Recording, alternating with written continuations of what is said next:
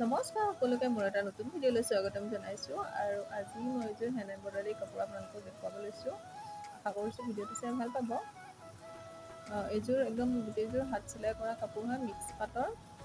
ইয়াতে মই ribbon embroidery আৰু এংকৰ বলেৰে এম্ব্ৰইডাৰী কৰিছোঁ। এইখন হৈছে কাপোৰযোৰৰ চাদৰখন আৰু চাদৰখনৰ আঁচলটোত এনেকৈ ফুল কৰা আছে। ইয়াতে মই ৰিবন ৰ'জ লগাইছোঁ আৰু ৰিবন ৰ'জৰ ভিডিঅ' মোৰ ইউটিউব চেনেলত দিয়া আছে অলৰেডি, আপোনালোকে চাব পাৰে কেনেকৈ বনাইছোঁ। আৰু পাতখিনিত মই ভৰ্তি চিলাই কৰিছোঁ আৰু মাজত হোৱাইট গ্লিটাৰটো ব্যৱহাৰ কৰিছোঁ আৰু মাজে মাজে ষ্ট'ন আৰু মতি লগাই দিয়া হৈছে।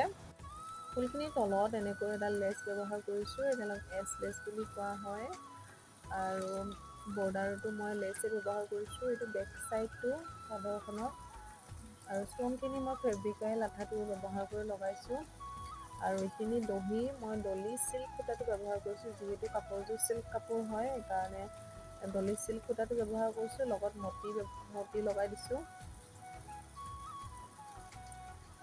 আৰু চাদৰখনৰ গোটেই গাতে এনেকৈ এটা এটা ৰ'জ আৰু ষ্ট'ন ব্যৱহাৰ কৰি লগাইছোঁ। আৰু এইখন হৈছে মেখেলা। মেখেলাখনতো চাদৰৰ আঁচলটোৰ দৰে একেই ডিজাইন দিছোঁ, লগত তলত এডাল লেছ ব্যৱহাৰ কৰিছোঁ আৰু ওপৰত ৰ'জ আৰু ষ্ট'ন এনেকৈ লগাই দিছোঁ। আৰু এইটো হৈছে ব্লাউজ পিচ। ব্লাউজ পিচটো একেবাৰে চিম্পলকৈ ৰখা হৈছে। কাপোৰযোৰ হেভি হ'লে ব্লাউজ পিচটো হেভিকৈ বনালে বেয়া লাগে। আৰু এইযোৰ হৈছে সম্পূৰ্ণ কাপোৰযোৰ। আশা কৰিছোঁ আপোনালোকে ভাল পাইছে ভিডিঅ'টো চাই। যদি ভাল পাইছে লাইক, শ্বেয়াৰ আৰু কমেণ্ট কৰিব। আৰু যদি মোৰ পৰা কাপোৰ অৰ্ডাৰ কৰিব বিচাৰে মোৰ নাম্বাৰটো ডিছক্ৰিপশ্যনত দিয়া থাকিব, আপোনালোকে অৰ্ডাৰ কৰিব পাৰিব। আজিলৈ আহিছোঁ, বাই।